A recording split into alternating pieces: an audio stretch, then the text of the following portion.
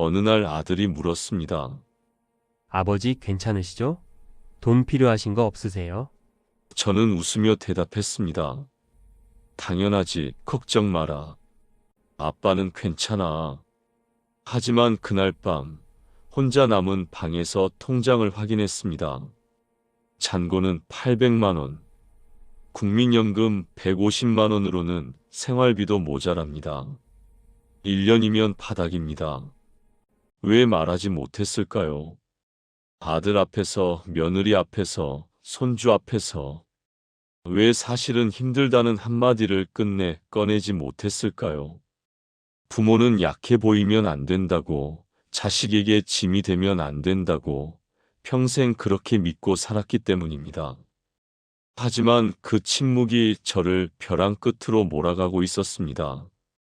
5년 전으로 돌아갑니다. 60세에 퇴직했습니다. 35년 직장 생활을 마치고 받은 퇴직금은 1억 2천만 원이었습니다. 국민연금은 월 150만 원. 계산기를 두드려 봤습니다. 검소하게 살면 80세까지는 문제 없을 것 같았습니다. 아내도 안심했습니다. 자식들도 안심했습니다. 아버지는 여유 있으시네요. 큰아들이 말했습니다. 저는 고개를 끄덕이며 웃었습니다. 그래, 나는 괜찮은 아버지다. 자식들에게 짐이 되지 않는 아버지다. 그게 제 자존심이었습니다. 퇴직 1년 후 큰아들이 결혼을 했습니다. 예식장을 예약하고 청첩장을 돌리는데 아들이 조심스럽게 말했습니다. 아버지, 저희 신혼집 전세금이 좀 부족한데요. 말끝을 흐렸습니다. 저는 알았습니다. 얼마가 필요한지. 2천만 원. 적지 않은 돈이었지만 저는 걱정 마, 아빠가 해결해 줄게라고 말했습니다. 아들의 표정이 환해졌습니다. 정말요? 감사합니다, 아버지. 저는 기뻤습니다. 아들을 도울 수 있다는 게. 2천만 원을 송금했습니다. 통장 잔고는 1억 원으로 줄었습니다. 하지만 괜찮았습니다. 아직 여유가 있었으니까. 결혼식 날 저는 하객들 앞에서 축사를 했습니다. 우리 아들 잘 키웠습니다. 이제 제 역할은 끝났습니다. 박수가 쏟아졌습니다. 저는 뿌듯했습니다. 하지만 속으로는 계산을 하고 있었습니다. 1억 원, 연금 150만 원, 생활비 월 200만 원, 월 50만 원 적자. 하지만 자식들 앞에서는 티를 내지 않았습니다. 2년 후 둘째 아들이 창업을 하겠다고 했습니다. 작은 카페였습니다. 아버지, 자금이 좀 부족해요. 3천만 원만 도와주시면. 저는 망설였습니다. 통장에는 7,500만 원이 남아 있었습니다. 3천만 원을 주면 4,500만 원. 조금 위험해 보였습니다. 하지만 아들의 눈빛을 보니 거절할 수 없었습니다. 그래, 아빠가 도와줄게. 3천만 원을 송금했습니다. 아들은 기뻐했습니다. 아버지, 성공해서 꼭 갚을게요. 저는 웃으며 말했습니다. 갚을 생각하지 마. 내가 잘 되는 게 아빠 소원이야. 하지만 그날 밤, 저는 잠을 이루지 못했습니다. 통장 잔고 4,500만 원. 생활비 월 50만 원 적자. 7년 반이면 바닥이었습니다. 3년이 지났습니다. 큰아들에게 손주가 태어났습니다. 돌잔치 날 저는 100만 원을 봉투에 넣어줬습니다. 큰며느리가 사양했습니다. 아버님, 너무 많아요. 저는 손사래를 쳤습니다. 아니야, 우리 손주 돌이야. 이 정도는 당연하지. 사실 통장에는 3천만 원밖에 남지 않았습니다. 하지만 말하지 않았습니다. 할아버지는 손주 앞에서 초라해 보이면 안 된다고 생각했습니다. 명절 때마다 자식들이 모였습니다. 큰아들 가족, 둘째 아들 가족. 저는 고기를 사고 과일을 사고 손주들 용돈을 챙겼습니다. 한 번 모일 때마다 100만 원은 나갔습니다. 1년에 4번 명절이면 400만 원. 생일까지 하면 600만 원. 하지만 줄일 수 없었습니다. 자식들 앞에서 돈이 없다고 말하는 순간 저는 더 이상 든든한 아버지가 아니게 되니까요. 4년이 지났을 때 큰아들이 이사를 했습니다. 더 넓은 집으로. 집들이 날 저는 500만 원을 보탰습니다. 축하한다. 잘 살아라. 큰아들이 고마워했습니다. 아버지 덕분입니다. 저는 웃었습니다. 하지만 집으로 돌아와 통장을 확인했을 때 잔고는 2천만 원으로 줄어 있었습니다. 5년 만에 1억 2천만 원이 2천만 원이 된 것이었습니다. 1억 원이 사라졌습니다. 저는 그날 밤 한숨도 자지 못했습니다.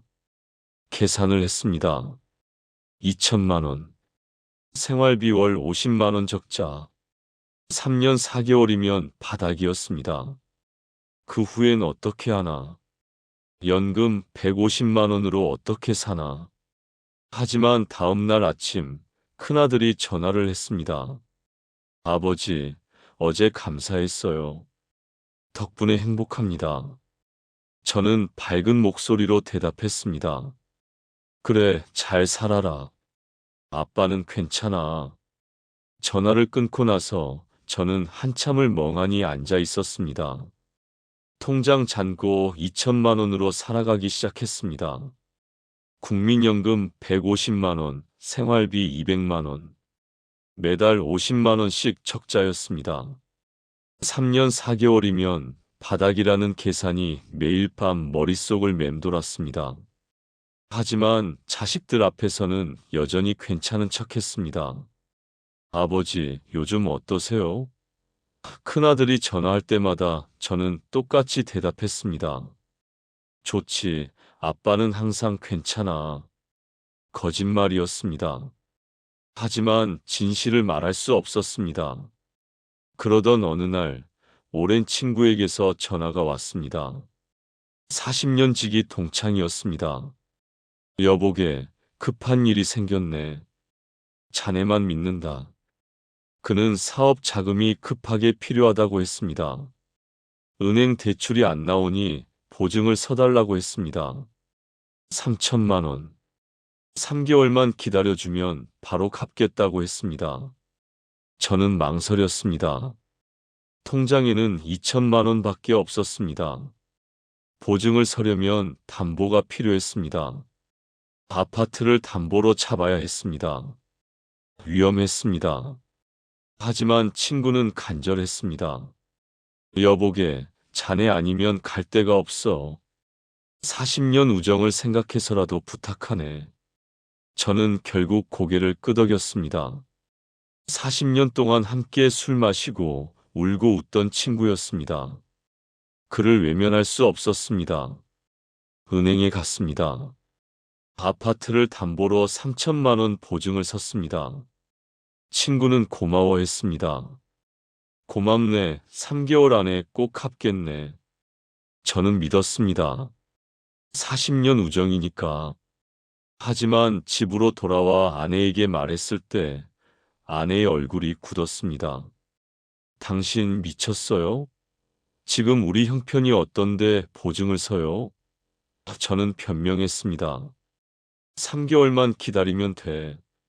그 친구 믿을만해. 아내는 한숨을 쉬었습니다. 자식들한테는 말할 거예요? 저는 고개를 저었습니다. 말할 필요 없어.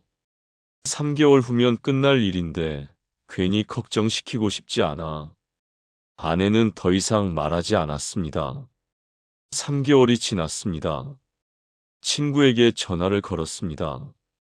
연결되지 않았습니다. 다시 걸었습니다. 여전히 연결되지 않았습니다. 불안한 마음에 친구 집으로 찾아갔습니다. 집은 텅 비어 있었습니다. 이웃에게 물었습니다. 옆집 사는 분 어디 갔는지 아세요? 이웃이 대답했습니다. 한 달 전에 이사 갔어요. 어디로 갔는지는 몰라요. 저는 다리에 힘이 빠졌습니다. 친구가 사라진 것이었습니다. 연락도 안 되고 집도 비웠습니다. 40년 우정이 3천만 원에 끝난 것이었습니다. 은행에서 연락이 왔습니다. 채무자가 연락 두절이니 보증인이 갚으라고 했습니다. 3천만 원. 이자까지 합치면 3,200만 원. 저는 절망했습니다. 통장에는 1,500만 원밖에 없었습니다. 아파트를 담보로 잡았으니 갚지 못하면 아파트가 넘어갔습니다. 저는 선택의 여지가 없었습니다. 아파트를 팔 수는 없었습니다. 우리 부부가 살 곳이었습니다. 결국 은행 대출을 받았습니다. 아파트를 담보로 2천만 원을 빌렸습니다. 통장에 남은 1,500만 원과 합쳐 3,500만 원으로 빚을 갚았습니다. 친구 보증 3,200만 원, 은행 수수료 300만 원. 통장 잔고는 0원이 됐습니다. 대출 2천만 원만 남았습니다. 이자는 월 10만 원. 국민연금 150만 원에서 생활비 200만 원, 대출 이자 10만 원을 빼면 월 60만 원 적자였습니다. 저는 그날 밤 화장실에서 울었습니다. 5년 동안 1억 2천만 원이 완전히 사라진 것이었습니다.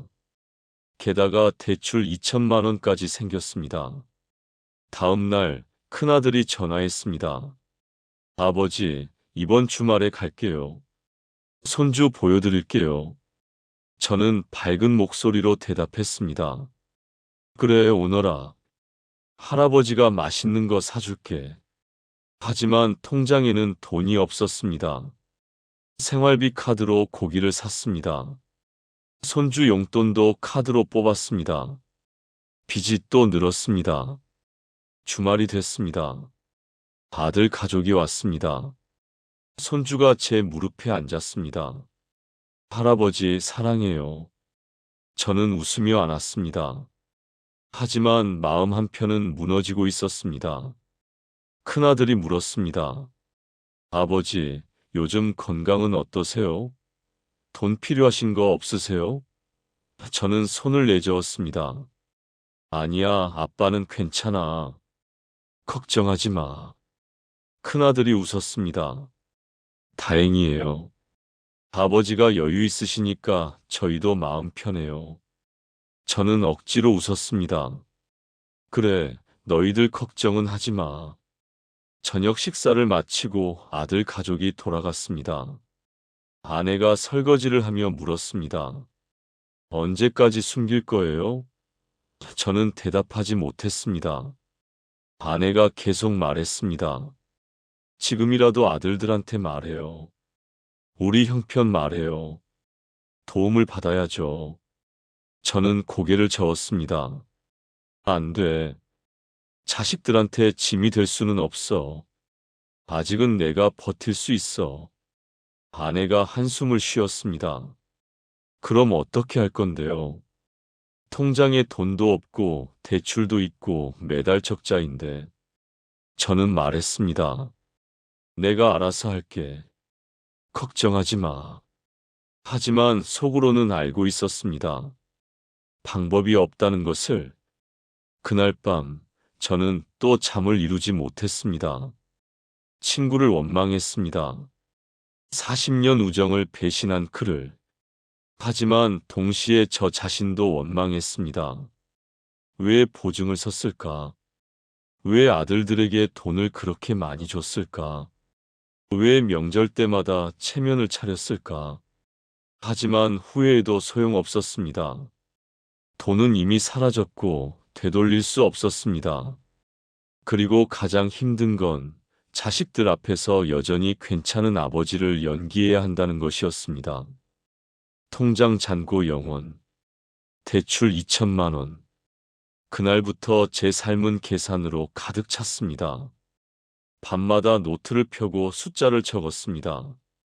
국민연금 150만 원, 생활비 200만 원, 대출 이자 10만 원, 적자 60만 원, 한 달, 두 달, 석 달, 1년이면 720만 원 적자. 어떻게 메워야 하나? 계산은 항상 같은 결론으로 끝났습니다. 방법이 없다는 것. 저는 생활비를 줄이기 시작했습니다. 고기를 끊었습니다. 과일도 사지 않았습니다.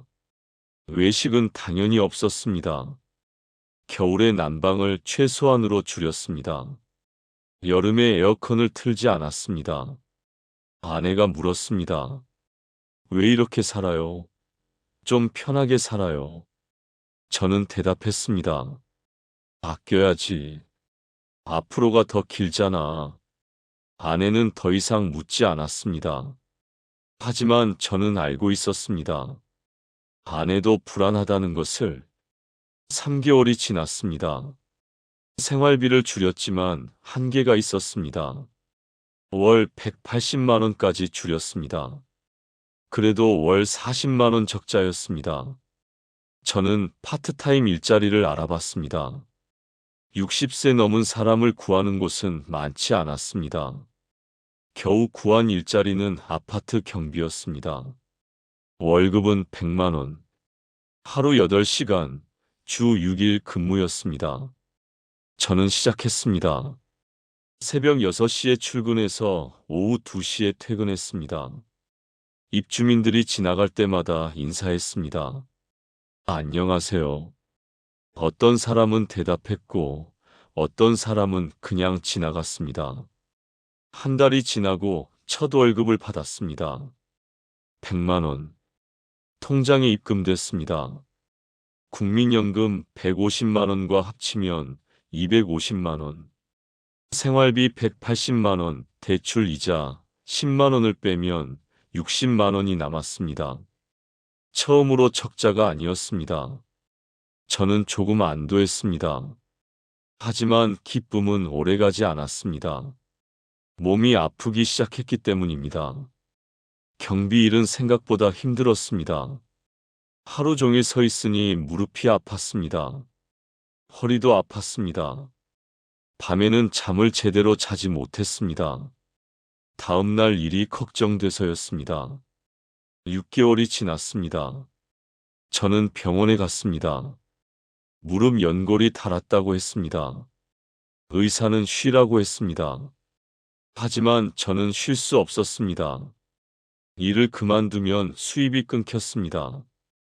진통제를 먹으며 계속 일했습니다. 그러던 어느 날 큰아들이 아파트에 왔습니다. 저를 보러 온 게 아니었습니다. 아파트 단지 내 친구 집을 방문하는 길이었습니다. 그런데 경비실 앞을 지나가다가 저를 봤습니다. 아버지?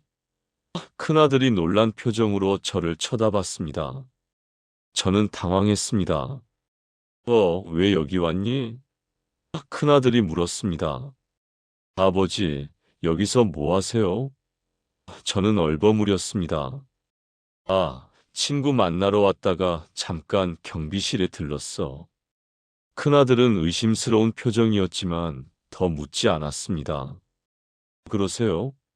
그럼 저 먼저 갈게요. 아들이 떠나고 나서 저는 한참을 서 있었습니다. 가슴이 철렁했습니다. 들킬 뻔했습니다. 아들이 제가 경비 일을 한다는 걸 알면 어떻게 될까? 아버지가 왜 경비 일을 하세요? 돈이 없으세요? 왜 말씀 안 하셨어요? 질문들이 쏟아질 것이었습니다.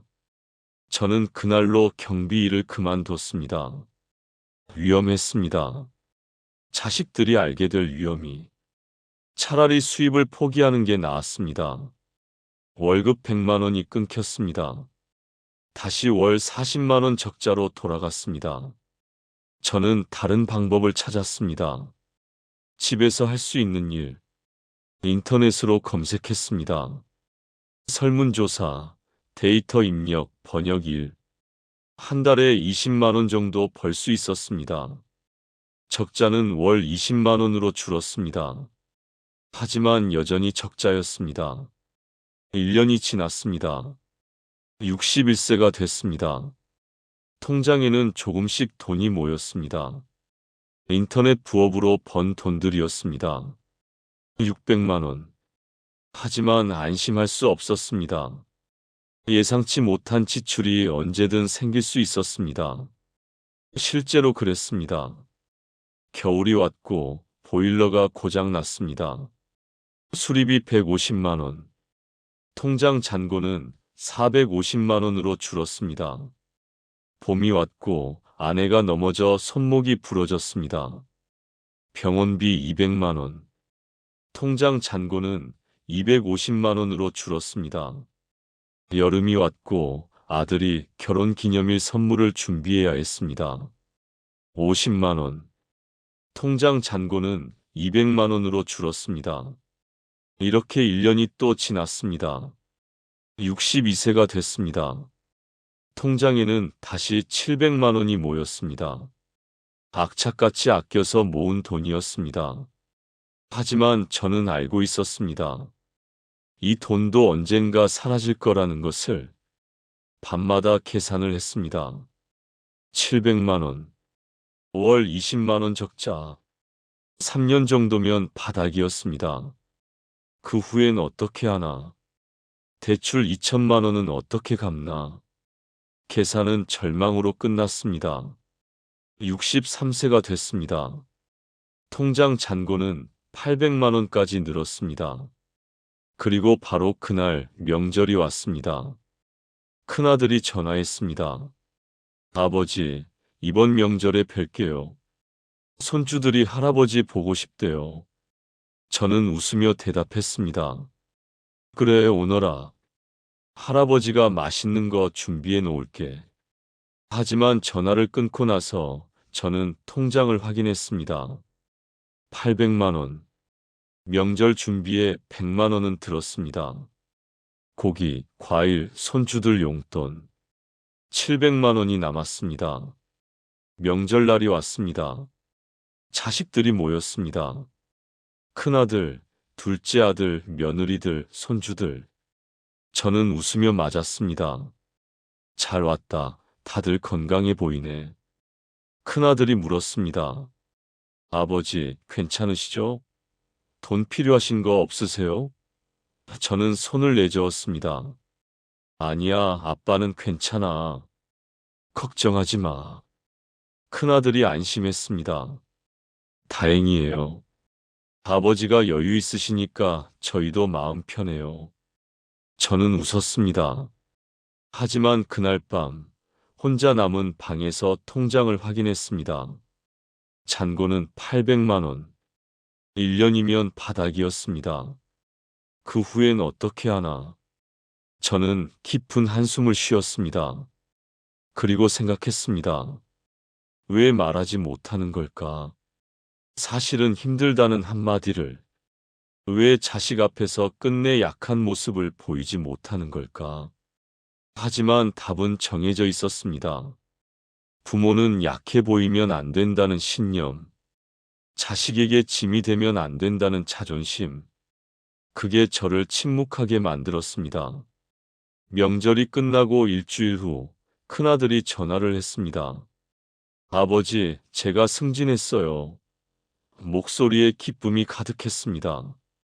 저는 축하했습니다. 잘했다, 아들.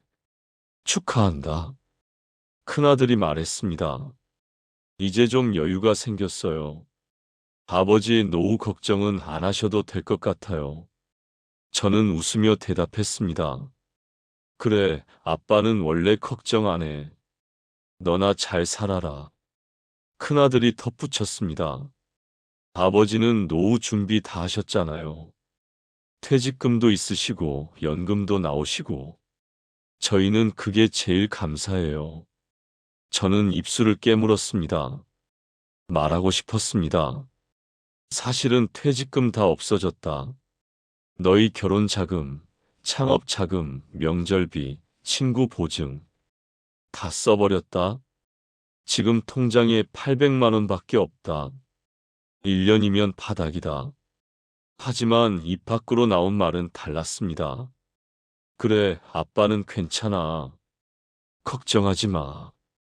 전화를 끊고 나서 저는 한참을 멍하니 앉아 있었습니다. 왜 말하지 못했을까? 분명히 기회였는데. 하지만 저는 알고 있었습니다. 아들의 기쁨을 깨고 싶지 않았다는 것을, 승진의 기쁨에 물을 끼얹고 싶지 않았다는 것을, 그게 부모의 마음이었습니다. 석 달 후, 둘째 아들이 집에 왔습니다. 카페 사업이 잘 안 된다고 했습니다. 아버지, 카페 접으려고 해요. 적자가 계속돼요. 저는 놀랐습니다. 3천만 원 투자한 건 어떻게 하고? 둘째 아들이 고개를 숙였습니다. 죄송해요, 아버지. 돌려드릴 수가 없어요. 저는 말했습니다. 돌려받을 생각 안 했어. 내가 잘 되길 바라는 마음으로 준 거야. 둘째 아들이 울먹였습니다. 죄송해요. 제가 못나서. 저는 아들의 어깨를 두드렸습니다. 괜찮아. 실패는 누구나 하는 거야. 다시 시작하면 돼. 아들이 물었습니다. 아버지는 괜찮으세요? 제가 이렇게 실패했는데. 저는 웃으며 대답했습니다. 아빠는 괜찮아. 내 걱정만 해. 하지만 속으로는 계산을 하고 있었습니다. 3천만 원. 돌려받을 수 없는 돈. 영원히 사라진 돈. 그날 밤, 저는 또 잠을 이루지 못했습니다. 말하고 싶었습니다. 아들아, 사실 아빠도 힘들어. 통장에 돈이 별로 없어. 3천만 원이 얼마나 큰 돈인지 아니? 하지만 아들의 고개 숙인 모습이 떠올랐습니다. 이미 죄책감에 시달리는 아들에게 어떻게 더 짐을 지울 수 있겠습니까? 64세가 됐습니다. 통장 잔고는 600만 원으로 줄었습니다. 인터넷 부업을 하고 생활비를 줄이고 아껴도 매달 조금씩 줄었습니다. 어느 날 아내가 말했습니다. 이제 그만 자식들한테 말해요. 우리 형편 말해요. 저는 고개를 저었습니다. 아직은 안 돼. 아내가 화를 냈습니다. 언제까지 숨길 건데요? 1년이면 바닥이에요. 그 후엔 어떻게 살 건데요? 저는 대답하지 못했습니다. 아내가 계속 말했습니다. 자식들도 알 권리가 있어요. 부모가 힘들면 도와야죠. 그게 가족이에요. 저는 말했습니다. 자식들한테 짐이 되고 싶지 않아. 아내가 반문했습니다. 지금 숨기는 게 더 큰 짐이에요. 나중에 갑자기 문제가 터지면 자식들이 더 놀라요. 저는 알고 있었습니다. 아내 말이 맞다는 것을. 하지만 인정할 수 없었습니다. 겨울이 왔습니다. 큰아들 가족이 명절에 왔습니다. 손주가 제 무릎에 앉아 물었습니다. 할아버지, 우리 집 크지? 저는 웃으며 대답했습니다. 그럼 우리 손주 집이 제일 크지. 손주가 또 물었습니다. 할아버지는 돈 많아? 저는 당황했습니다. 큰며느리가 손주를 꾸짖었습니다. 그런 거 물어보는 거 아니야.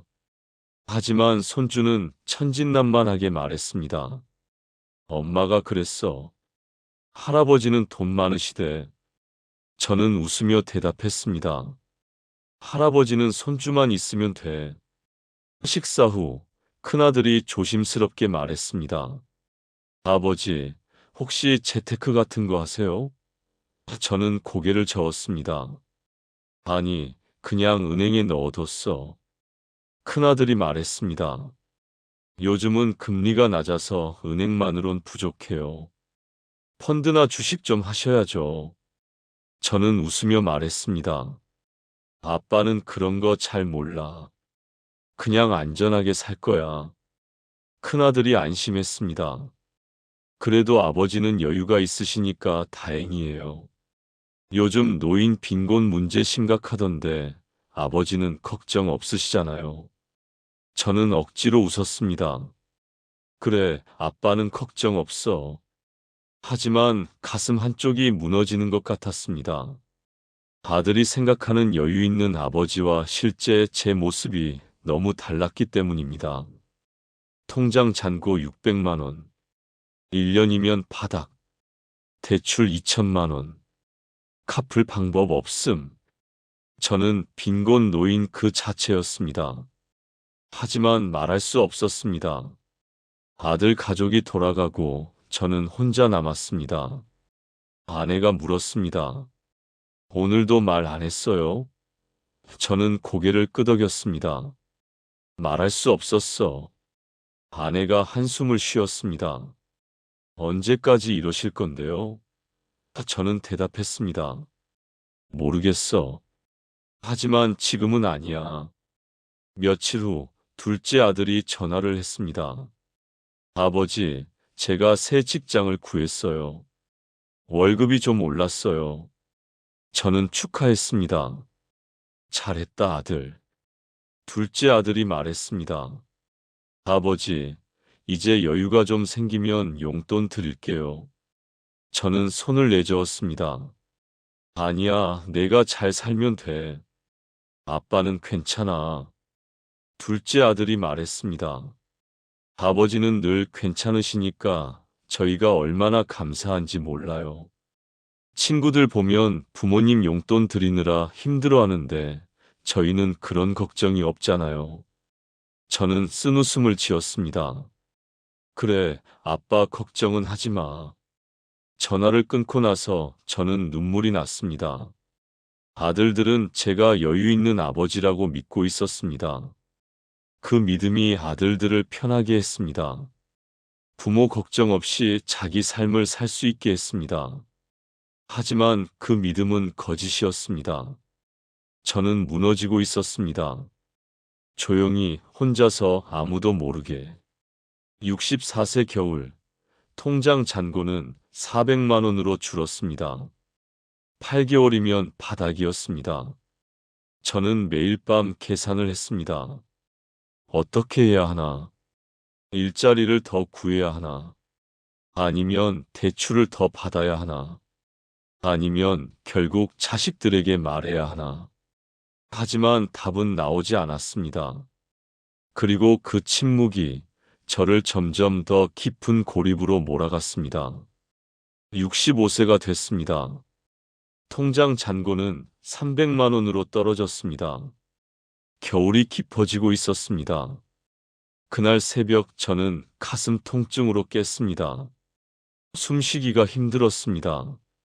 식은땀이 났습니다. 아내가 깨서 놀랐습니다. 여보, 괜찮아요? 저는 고개를 끄덕였습니다. 괜찮아. 그냥 체했나 봐.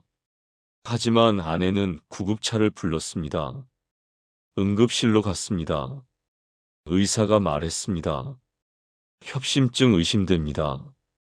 스트레스와 과로가 원인입니다. 정밀 검사가 필요합니다. 정밀 검사 비용은 150만 원이었습니다. 저는 망설였습니다. 통장에는 300만 원밖에 없었습니다. 하지만 아내가 고집했습니다. 검사 받아야 해요. 건강이 먼저예요. 결국 검사를 받았습니다. 결과는 관상동맥 협착이었습니다. 스텐트 시술이 필요했습니다. 비용은 500만 원. 저는 절망했습니다. 통장에는 150만 원밖에 남지 않았습니다. 500만 원이 어디 있습니까? 의사가 말했습니다. 빨리 하셔야 합니다. 방치하면 심근경색으로 이어질 수 있습니다. 저는 아내에게 말했습니다. 집에 가자. 생각 좀 해보고. 아내가 울었습니다. 무슨 생각을 해요? 당장 해야죠. 저는 대답하지 못했습니다. 집으로 돌아왔습니다. 그날 밤, 저는 큰아들에게 전화하려고 스마트폰을 들었습니다. 하지만 번호를 누르지 못했습니다. 손가락이 떨렸습니다. 아들아, 아빠가 아프다. 수술비가 필요하다. 500만 원만 빌려줄 수 있겠니? 이 말을 어떻게 꺼냅니까? 65년 인생에서 자식에게 손을 벌려본 적이 없는데 저는 전화를 포기했습니다. 대신 은행에 갔습니다. 대출 상담을 받았습니다. 하지만 거절당했습니다. 이미 아파트 담보대출이 있으시고 소득이 불안정하셔서 추가 대출이 어렵습니다. 저는 카드론을 알아봤습니다. 금리가 연 20%였습니다. 악성 대출이었습니다. 하지만 선택의 여지가 없었습니다. 500만 원을 빌렸습니다. 5월 이자가 80만 원이었습니다. 수술을 받았습니다. 일주일 입원했습니다. 퇴원하는 날 병원비 정산을 했습니다.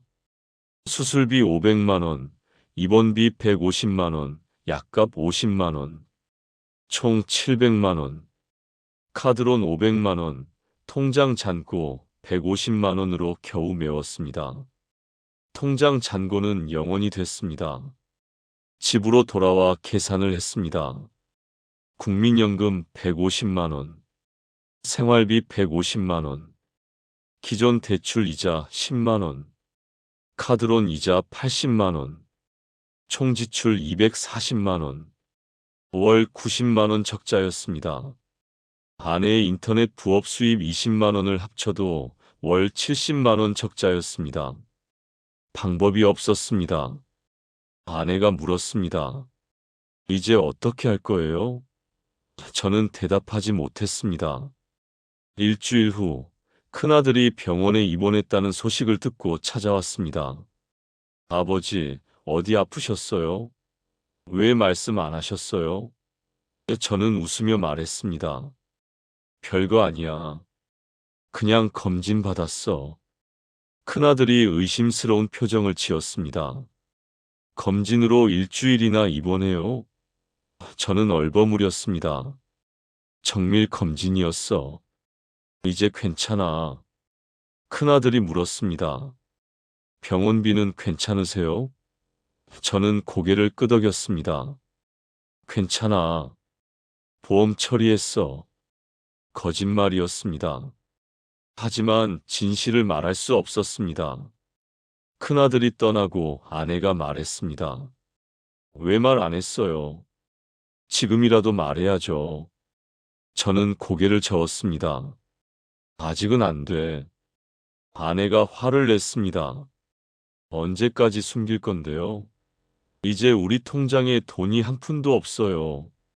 저는 처음으로 아내에게 소리를 질렀습니다. 알아. 내가 모르겠어. 하지만 지금 말하면 자식들한테 짐이 돼. 아내가 울었습니다.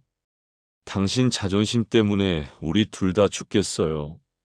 그날 밤 우리 부부는 말을 하지 않았습니다. 한 달이 지났습니다. 생활비 카드로 막았습니다. 카드 빚이 200만 원 늘었습니다. 두 달이 지났습니다. 카드 빚이 400만 원이 됐습니다. 석 달이 지났습니다. 명절이 왔습니다. 추석이었습니다. 자식들이 모였습니다. 저는 명절 음식을 준비할 돈이 없었습니다. 카드 한도도 막혔습니다. 아내가 친정에서 돈을 빌려왔습니다. 100만 원. 저는 자존심이 무너지는 것 같았습니다. 65년 인생에서 처음으로 처가에 손을 벌린 것이었습니다. 명절날 아침 큰아들 가족이 왔습니다. 손주가 달려와 안겼습니다. 할아버지, 저는 웃으며 안았습니다.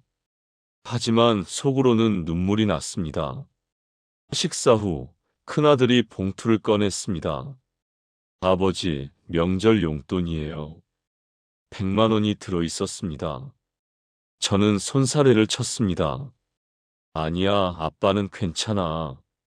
하지만 큰아들이 고집했습니다.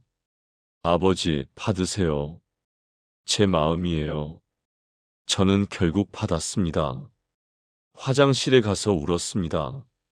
65년 인생에서 처음으로 자식에게 용돈을 받는 순간이었습니다. 베푸는 아버지에서 받는 아버지로 전락한 것이었습니다. 그날 저녁 자식들이 모두 돌아가고 저는 혼자 앉아 있었습니다. 손에 든 100만 원을 내려다봤습니다. 이 돈으로 카드 빚을 갚아야 했습니다. 생활비로 써야 했습니다. 하지만 마음 한쪽이 찢어지는 것 같았습니다. 아내가 옆에 앉았습니다. 이제 말해야 해요. 저는 고개를 저었습니다. 아직은 안 돼. 아내가 물었습니다. 그럼 언제요? 우리가 길거리에 앉을 때요? 저는 대답하지 못했습니다. 사흘 후 둘째 아들이 전화를 했습니다. 아버지, 제가 돈 좀 모았어요. 아버지 빌려드린 3천만 원 중에 500만 원만 우선 갚을게요. 저는 놀랐습니다. 아니야, 그 돈은 갚을 생각하지 마. 둘째 아들이 고집했습니다. 아니에요. 제가 빌린 건데 갚아야죠. 며칠 후 500만 원이 입금됐습니다. 저는 그 돈 중 300만 원으로 카드론을 갚았습니다. 200만 원은 통장에 남겼습니다.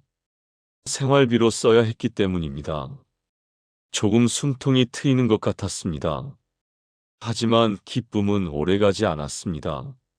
일주일 후 아내가 쓰러졌습니다. 과로와 스트레스였습니다. 병원에 갔습니다. 의사가 말했습니다. 당뇨 합병증입니다. 관리가 안 되고 있어요. 약을 드셔야 합니다. 약값은 월 30만 원이었습니다. 저는 또 카드를 긁었습니다. 그날 밤 저는 혼자 앉아 생각했습니다. 돈이 먼저 무너진 게 아니었습니다. 건강이 먼저 무너졌습니다. 부부 관계가 무너졌습니다. 자존심이 무너졌습니다. 부모로서의 정체성이 무너졌습니다. 돈은 그저 결과였을 뿐이었습니다. 통장을 확인했습니다. 잔고는 800만 원이었습니다. 둘째 아들이 갚은 500만 원 중 200만 원, 큰아들이 준 용돈 100만 원, 아내가 빌린 200만 원, 그리고 석 달 동안 모은 돈 300만 원이었습니다. 하지만 빚도 있었습니다. 아파트 담보대출 2천만 원, 카드론 잔액 200만 원, 카드 빚 600만 원, 처가 빚 200만 원. 실질적으로 저는 3천만 원의 빚쟁이였습니다. 65세, 건강도 무너지고 돈도 없고 빚만 있는 노인. 그게 저의 현실이었습니다. 통장 잔고 800만 원, 빚 3천만 원. 그날부터 저는 자식들과 통화할 때마다 기회를 엿봤습니다. 사실은 힘들다고 말할 기회를. 하지만 매번 입을 다물었습니다. 어느 날 저녁 큰아들이 전화했습니다. 아버지, 요즘 어떠세요? 저는 대답했습니다. 괜찮지. 아빠는 항상 괜찮아. 잠시 침묵이 흘렀습니다. 저는 말하고 싶었습니다. 아들아, 사실은. 하지만 큰아들이 먼저 말했습니다. 아버지, 제가 요즘 회사에서 스트레스가 심해요. 구조조정 이야기가 나오고 있어요. 저는 긴장했습니다. 그래? 괜찮겠니? 큰아들이 한숨을 쉬었습니다. 모르겠어요. 대출도 있고 애들 학원비도 있고 잘릴까봐 불안해요. 저는 입을 다물었습니다. 아들이 이미 불안에 떨고 있는데 어떻게 제 이야기를 꺼낼 수 있겠습니까? 너무 걱정하지 마. 내가 워낙 능력 있으니까 괜찮을 거야. 제가 할 수 있는 말은 그게 전부였습니다. 전화를 끊고 나서 저는 한참을 멍하니 앉아 있었습니다. 첫 번째 기회를 놓쳤습니다. 2주일 후 둘째 아들이 집에 왔습니다. 커피를 마시며 이야기를 나눴습니다. 둘째 아들이 말했습니다. 아버지, 요즘 경제가 어려워서 다들 힘들어요. 저도 월급이 적어서 빠듯해요. 저는 고개를 끄덕였습니다. 그래, 요즘 시대가 어렵지. 둘째 아들이 덧붙였습니다. 근데 아버지는 여유가 있으셔서 다행이에요.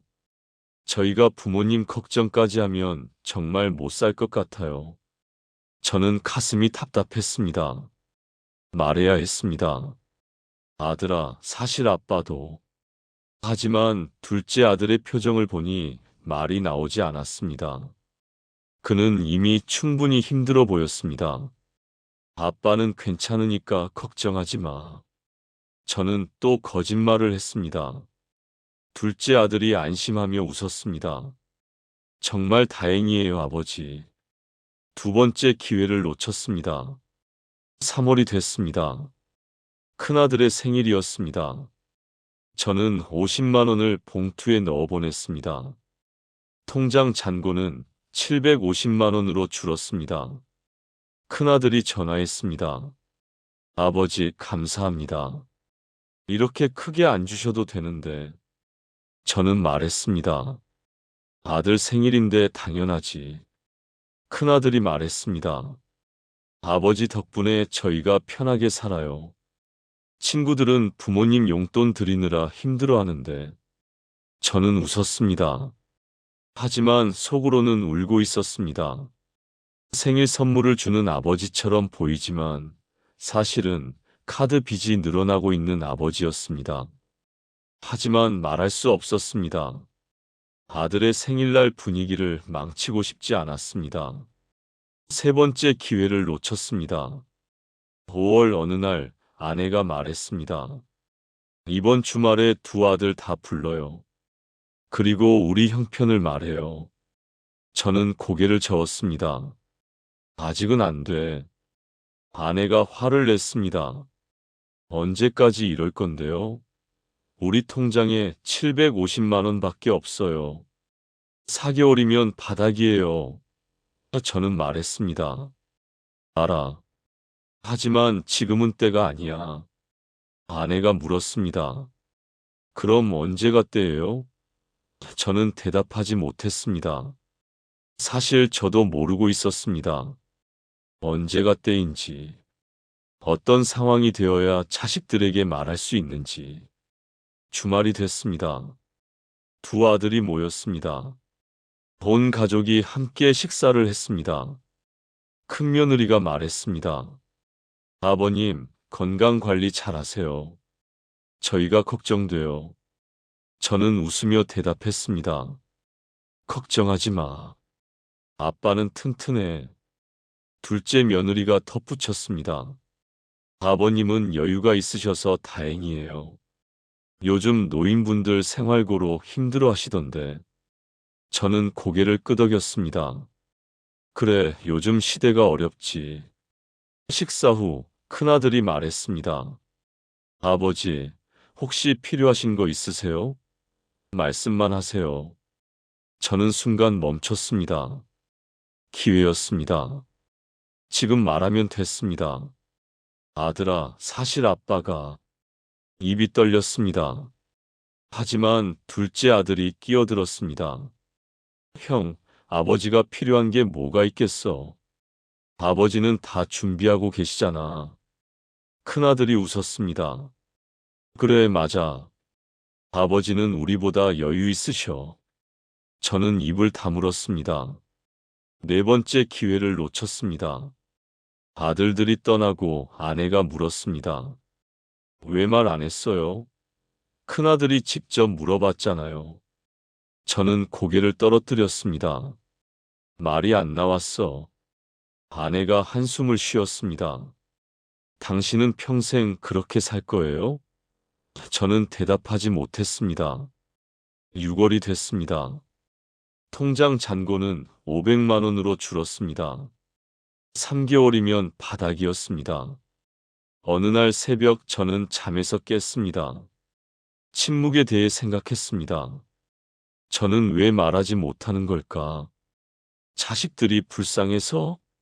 아니었습니다. 자존심 때문이었습니다.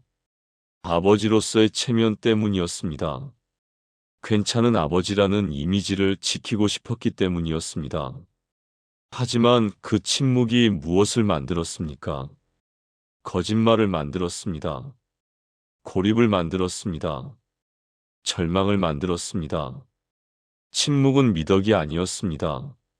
선택이었습니다. 잘못된 선택이었습니다. 7월 어느 날 큰아들이 전화했습니다.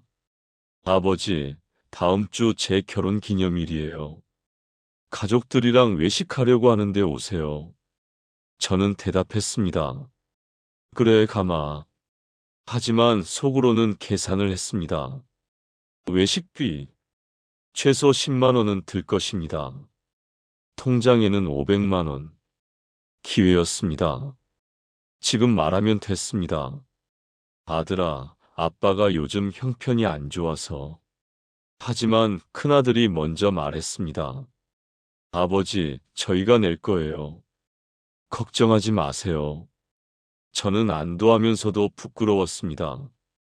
그래, 고맙다. 전화를 끊고 나서 저는 생각했습니다.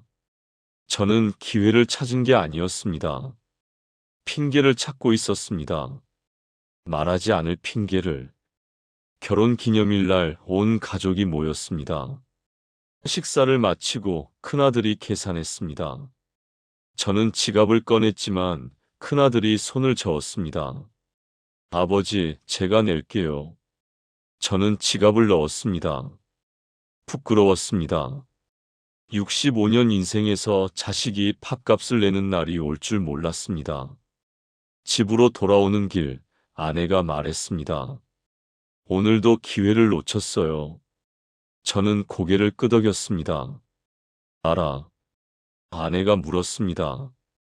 언제 말할 건데요? 저는 대답했습니다. 모르겠어. 하지만 오늘은 아니야. 5번째 기회를 놓쳤습니다. 그날 밤, 저는 깨달았습니다. 저는 말할 수 없는 게 아니었습니다.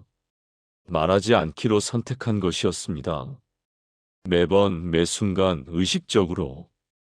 그리고 그 선택이 저를 점점 더 깊은 구렁텅이로 몰아가고 있었습니다. 8월이 됐습니다. 통장 잔고는 400만 원으로 줄었습니다. 저는 동네 노인복지관에 나가기 시작했습니다. 집에만 있으면 우울했기 때문입니다. 복지관에는 제 또래 노인들이 많았습니다. 어느 날 바둑을 두다가 옆자리 노인과 이야기를 나눴습니다.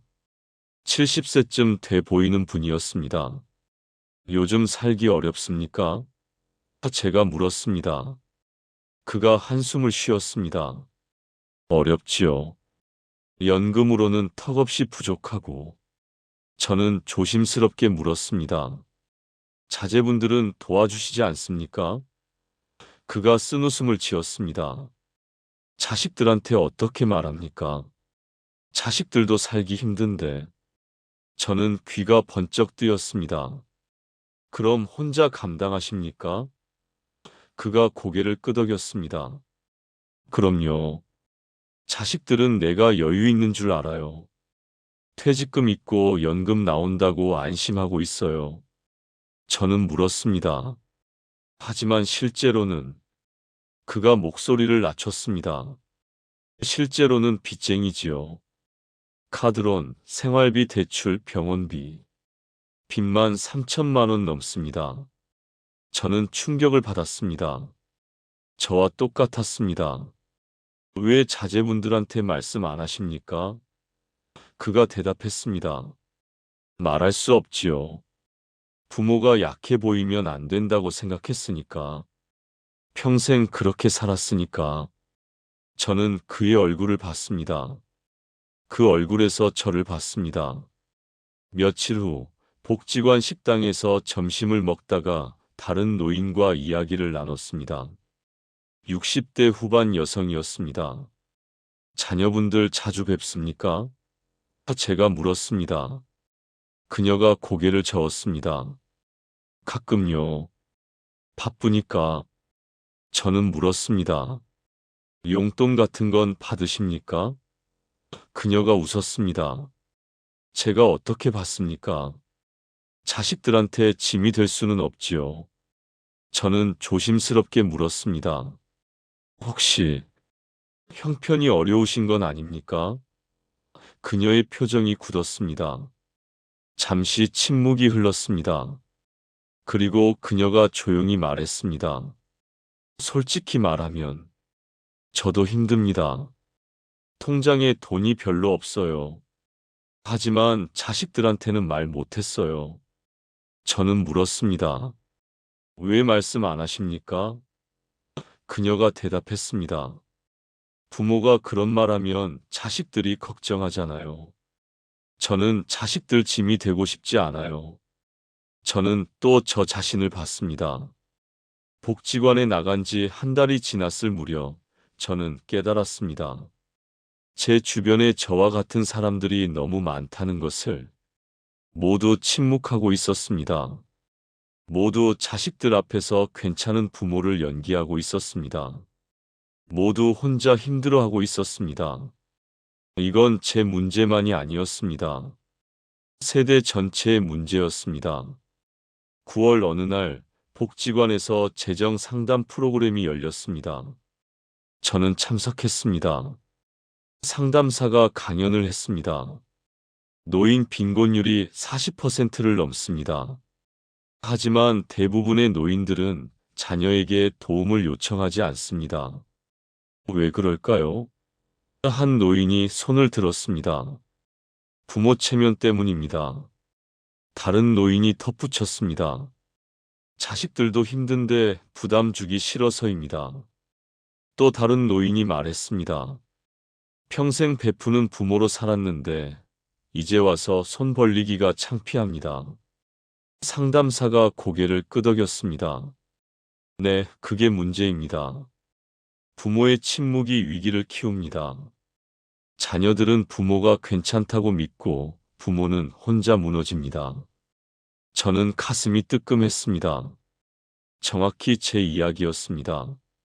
강연이 끝나고 저는 상담사에게 다가갔습니다. 제가 상담을 받고 싶습니다. 상담사가 저를 조용한 방으로 안내했습니다. 저는 제 이야기를 꺼냈습니다. 퇴직금 1억 2천만 원이 사라진 것, 자식들에게 돈을 준 것, 친구 보증을 선 것, 병원비로 빚을 진 것, 하지만 자식들에게 말하지 못한 것. 상담사가 물었습니다. 왜 자제분들에게 말씀하지 않으셨습니까? 저는 대답했습니다. 짐이 되기 싫어서요. 자존심 때문이고요. 상담사가 말했습니다. 하지만 지금 혼자 감당하시는 게 더 큰 짐입니다. 자제분들이 알아야 합니다. 저는 고개를 저었습니다. 아직은 말할 수 없어요. 상담사가 한숨을 쉬었습니다. 많은 분들이 그렇게 말씀하십니다. 하지만 결국 위기가 터집니다. 갑자기 병원에 실려가거나 빚쟁이가 찾아오거나 집이 경매로 넘어가거나 그때는 이미 늦습니다. 저는 가슴이 답답했습니다. 상담을 마치고 복지관 로비에 앉아 있었습니다. 한 노인이 옆에 앉았습니다. 처음 바둑을 두었던 그 노인이었습니다. 상담 받았습니까? 그가 물었습니다. 저는 고개를 끄덕였습니다. 네, 받았습니다. 그가 말했습니다. 저도 받았어요.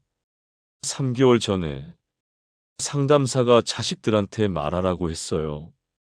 저는 물었습니다. 말씀하셨습니까? 그가 고개를 저었습니다. 아니요, 못했어요. 저는 물었습니다.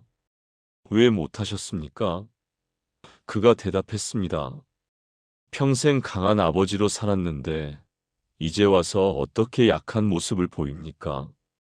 차라리 혼자 죽는 게 낫지요. 저는 그의 말에 소름이 돋았습니다. 그날 밤 저는 아내에게 말했습니다. 복지관에서 만난 사람들이 다 나와 같았어. 아내가 물었습니다. 무슨 말이에요? 저는 설명했습니다. 다들 자식들한테 말 못하고 있었어. 다들 혼자 힘들어하고 있었어. 이게 나만의 문제가 아니었어. 아내가 말했습니다. 그러니까 더 말해야죠. 이게 사회 문제라면 바뀌어야죠. 저는 고개를 저었습니다. 하지만 우선은 나부터 말할 수 있어야 하는데, 저는 말을 잇지 못했습니다. 10월이 됐습니다. 통장 잔고는 300만 원으로 줄었습니다. 2개월이면 바닥이었습니다. 저는 또 복지관에 갔습니다. 로비에서 노인 몇 명이 모여 이야기하고 있었습니다. 저는 다가갔습니다. 한 노인이 말하고 있었습니다. 제 친구가 지난달에 돌아가셨어요. 혼자 자취방에서. 자식들은 아버지가 여유 있는 줄 알았대요. 장례식 때 알았답니다. 통장에 10만 원밖에 없었다는 걸. 다른 노인이 한숨을 쉬었습니다. 안타깝네요. 왜 자식들한테 말 안 했을까요? 첫 번째 노인이 대답했습니다. 자존심 때문이겠지요. 우리 세대는 다 그래요. 저는 그 이야기를 들으며 생각했습니다. 나도 그렇게 될 수 있구나. 혼자 방에서 쓰러져서 발견될 수 있구나. 자식들은 그제야 알겠지. 아버지가 힘들었다는 걸. 하지만 그때는 이미 늦었겠지. 저는 결심했습니다. 말해야겠다고. 자식들에게 진실을 말해야겠다고. 하지만 그날 저녁 큰아들이 전화를 했습니다. 아버지, 저 회사에서 잘렸어요. 저는 놀랐습니다. 뭐라고? 큰아들의 목소리가 떨렸습니다. 구조조정이었어요. 갑자기 통보받았어요. 저는 물었습니다. 그럼 어떻게 할 거니? 큰아들이 대답했습니다. 모르겠어요. 우선 실업급여 받으면서 구직 활동해야죠. 아버지, 걱정하지 마세요. 제가 알아서 할게요. 저는 말했습니다. 아빠가 도와줄 수 있는 게 있으면 말해. 하지만 속으로는 알고 있었습니다. 저는 아무것도 도와줄 수 없다는 것을. 통장에 300만 원밖에 없는데 어떻게 도와줍니까? 전화를 끊고 나서 저는 무너졌습니다. 아들이 실직했는데 저는 아무것도 할 수 없었습니다. 그리고 제 형편을 말할 수도 없었습니다. 아들이 이렇게 힘들 때 어떻게 아빠도 힘들다고 말할 수 있겠습니까? 저는 또 침묵을 선택했습니다. 그날 밤 저는 깨달았습니다. 저는 평생 이렇게 살 것 같았습니다. 침묵하면서, 자식들 앞에서 강한 척하면서, 혼자 무너지면서. 그게 제 세대가 사는 방식이었습니다. 잘못됐다는 걸 알면서도 바꿀 수 없는 방식이었습니다. 11월이 됐습니다. 통장 잔고는 200만 원으로 줄었습니다. 한 달이면 바닥이었습니다. 저는 더 이상 선택의 여지가 없었습니다. 하지만 여전히 자식들에게 말할 수 없었습니다. 큰아들은 실직 후 구직 활동 중이었고, 둘째 아들은 생활비에 쪼들리고 있었습니다. 어느 날 밤, 저는 서랍에서 낡은 노트를 꺼냈습니다. 오래전에 사둔 일기장이었습니다. 한 번도 쓴 적이 없는 깨끗한 노트였습니다. 저는 펜을 들었습니다. 그리고 첫 페이지에 썼습니다. 내 아들들에게. 손이 떨렸습니다. 하지만 계속 썼습니다. 이 글을 읽고 있다면 아빠는 아마 세상을 떠났거나 너희에게 직접 말할 수 없는 상황일 것이다. 아빠가 평생 숨겨온 이야기를 이제 털어놓는다. 저는 숨을 깊이 들이쉬고 계속 썼습니다. 60세에 퇴직했을 때 퇴직금은 1억 2천만 원이었다. 국민연금은 월 150만 원. 아빠는 여유롭게 노후를 보낼 수 있다고 생각했다. 너희도 그렇게 믿었다. 하지만 5년 만에 모든 게 사라졌다. 저는 한 줄 한 줄 적어 나갔습니다. 큰아들 결혼 자금 2천만 원. 둘째 창업 자금 3천만 원. 명절비, 손주 용돈, 생일 선물, 친구 보증 3천만 원, 수술비로 생긴 빚, 카드론, 생활비 대출, 하나하나 적었습니다.